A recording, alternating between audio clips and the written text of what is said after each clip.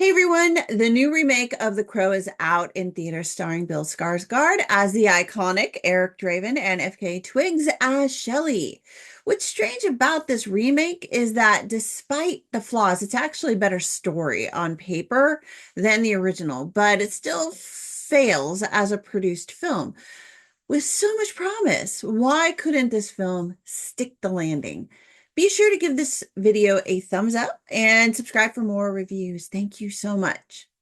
So, the 2024 remake of The Crow is Eric and Shelley's love story featuring two misfits who have never known true love until they find each other. When Shelley's past catches up to them and Vincent Rogue, a man with supernatural connections, orders their deaths, Shelley's spirit is taken to hell. The strange circumstances of their deaths, including their true love and the supernatural elements connected to their murders, create this rare opportunity for the Crow, which is the guide within the afterlife, to bring Eric back into the real world to set things right, giving him and Shelley a second chance at life. Again, on paper, it sounds good. But there were some really big issues in the production of this film. While watching the remake, I kept thinking about the original. My memory of the 1990s film overpowered almost every moment of the remake, which meant that it was competing against a cinematic ghost, and that is the greatest danger of remaking a cult classic. The remake would have been far better as a standalone story within the Crow's universe rather than as a modern replacement of the original film. Before the original, there had been nothing like it, and the circumstances of Brandon Lee's death created a cinematic legend at the time. Any studio or director who thinks that they can overcome that hurdle with a remake rather than a sequel is showing that they simply do not understand the power of story and the power of legend, or even the power that turns a somewhat ordinary film into a cult classic. This kind of creative disconnect is a recipe for box office failure, even with a decent script. There were a huge number of misses in the 2024 version of the film. Eric's character wasn't a compelling lead as a druggie who was often dressed in goofy clothing, who had no friends, was picked on constantly by others, and came off as just weak. Shelley was a musician who wouldn't play music and a druggie who had been under the control of a supernatural entity who forced her to do bad things. Neither of them had a purpose or passion in anything that defined them as characters prior to their deaths. Also, the actors didn't feel like they fit the part. Bill Skarsgård is a talented person, but he either looked uncomfortable as Eric or like he was just going to eat someone at any moment. And FK Twigs vacillated between interesting or odd to look at on screen because she always seemed to have this strangely innocent, oh, look on her face.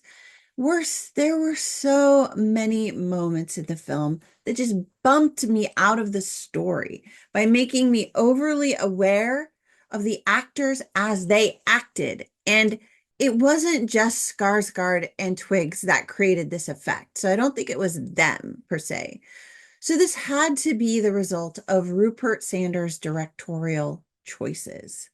There were so many issues with the set design, artistic style, and cinematography.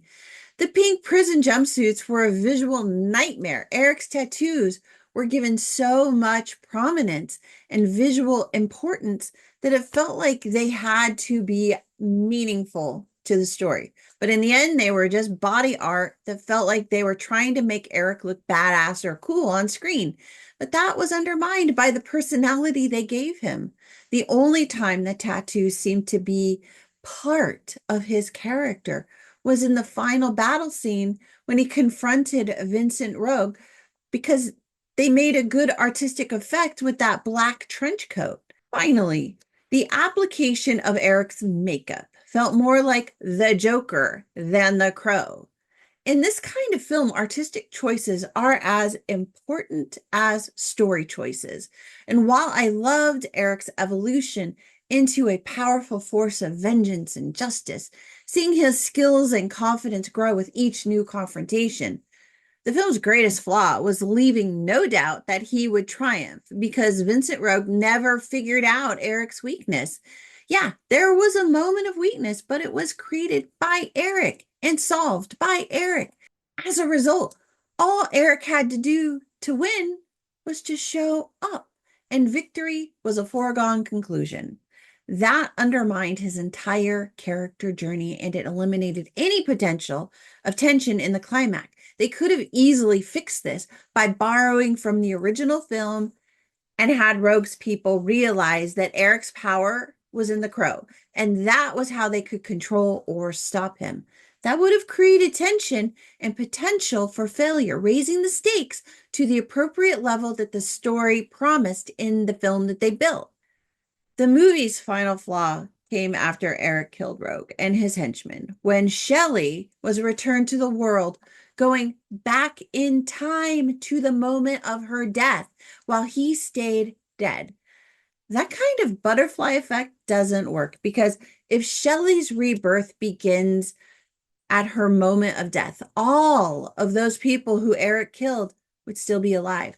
The logic gap here is just too wide to cross. They could have solved it by dumping their bodies into the water when they died, never to be found. It would have played up the visual of Shelley sinking down into the watery depths of hell and would have played into how she rose up to the surface again, alive, after Rogue's death, skipping all of those timing issues. There were a few things that enhanced the film, yes, and the world of the crow, yes. The underwater scenes were actually visually beautiful as Shelley fell away into hell. The Purgatory train yard was fascinating and had a huge potential as a location, and it felt like a crossroads in the afterlife. Kronos, the guide who meets Eric in the afterlife, was a cool character who was absolutely underused, and the only real miss for him was that they should have had him turn into a crow at some point in the film.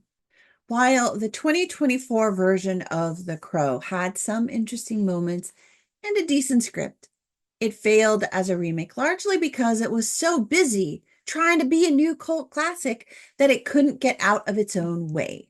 While the remake fixed several issues in the original script, it introduced more new problems than it solved, creating this net negative viewing experience for the audience.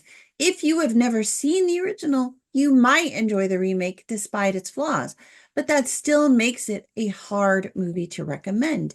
It's likely to be a fine movie for streaming at Halloween with friends sitting around doing nothing, but it's a hard sell for a night out at the movies because it's costly. So, The Crow. Did you see it? Are you thinking about seeing it? Do you think I'm wildly wrong here? Did I hit it? Did I miss it? I would love to know your reaction and what you thought of the original versus the remake. Thanks, everyone. And remember to give this video a thumbs up and subscribe for more videos because there are definitely more coming.